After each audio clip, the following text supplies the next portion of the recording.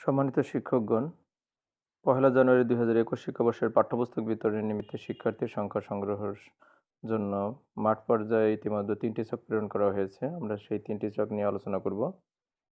প্রথম যে ছকটি স্ক্রিনে দেখতে পাচ্ছেন সেটি প্রাথমিক স্তরের অর্থাৎ প্রথম থেকে পঞ্চম শ্রেণী পর্যন্ত শিক্ষার্থীর পাঠ্যপুস্তক বিতরণের জন্য এই ছকটি নির্ধারিত। এই ছকে ১৭টি কলাম রয়েছে। এখানে একটি নমুনা হিসেবে দেখানো হয়েছে ঢাকা বিভাগের গোপালগঞ্জ জেলার মুর্শিদপুর উপজেলার মহারাজপুর সাব ক্লাস্টার, এবং এখানে 4টি সাব ক্লাস্টার রয়েছে। মহারাজপুর, বাটিকুমারী, কহলদিয়া, বাজার, বনগ্রাম।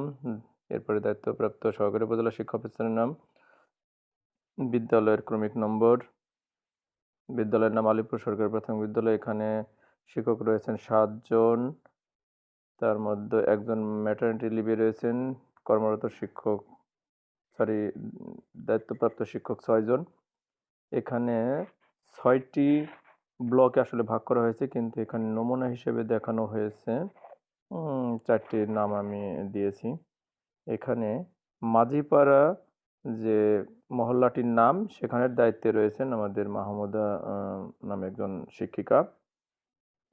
তিনি ওই ব্লকের 5 জন শিক্ষার্থীর তথ্য সংগ্রহ করেছেন, যারা 21 সালে কোন শ্রেণীতে পড়বে তার তথ্য এনেছেন। এবং আমরা 17 নম্বর কলামে দেখতে পাচ্ছি এখানে আমাদের প্রথম শ্রেণীতে 1 জন, দ্বিতীয় শ্রেণীতে 2 জন, তৃতীয় শ্রেণীতে তিনি কোনো স্টুডেন্ট পাননি, চতুর্থ শ্রেণীতে 1 জন, পঞ্চম শ্রেণীতে 1 জন। সর্বমোট মাঝিপাড়া ব্লকে তিনি সর্বমোট 5 জন শিক্ষার্থীর তথ্য সংগ্রহ করেছেন। স্ক্রিনে এখন আমরা দেখতে পাচ্ছি ২০২১ শিক্ষাবর্ষের প্রাক-প্রাথমিক শ্রেণীর পঠন-পাঠন সামগ্রী বিতরণের নিমিত্ত শিক্ষার্থীর সংখ্যা সংক্রান্ত ছক। এইখানে 13 নং কলাম পর্যন্ত প্রাথমিক স্তরের শিক্ষার্থীর তথ্য ছকের সাথে হুবহু মিল রয়েছে। এখানে 14 নং কলামে রয়েছে শুধু ২০২১ শিক্ষাবর্ষে প্রাক-প্রাথমিক শ্রেণীতে ভর্তির উপযোগী শিক্ষার্থীদের নাম, এবং এখানে মাঝিপাড়া যে ব্লকটি রয়েছে সেখানে ২০২১ শিক্ষাবর্ষে প্রাক-প্রাথমিক শ্রেণীতে ভর্তিযোগ্য শিক্ষার্থী রয়েছে মোট 5 জন। ২০২১ শিক্ষাবর্ষে নৃগোষ্ঠীর প্রাক-প্রাথমিক শ্রেণী এবং প্রাথমিক স্তরের পাঠ্যপুস্তক বিতরণের নিমিত্তে শিক্ষার্থীর সংখ্যা সংক্রান্ত তথ্য। এটিরও 17টি কলাম রয়েছে। এইখানে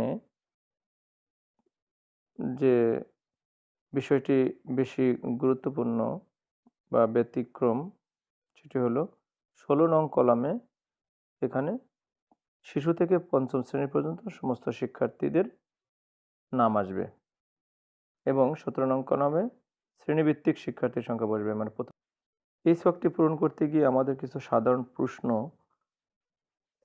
মাঠ পর্যায় থেকে উঠে এসেছে। সেটি হলো যে অন্য ক্যাচমেন্ট এলাকা থেকে যখন শিক্ষার্থী আপনার বিদ্যালয়ে ভর্তি হবে তখন তারা কোন ব্লকে পড়বে এবং তাদের সংখ্যার বা তাদের তথ্যটি কে আনবে? এটির উত্তর হলো, অন্য ক্যাচমেন্ট এলাকা থেকে যে সমস্ত বাড়ি বা মহল্লা থেকে আপনার বিদ্যালয়ে ভর্তি হয় তাদের তথ্য আপনার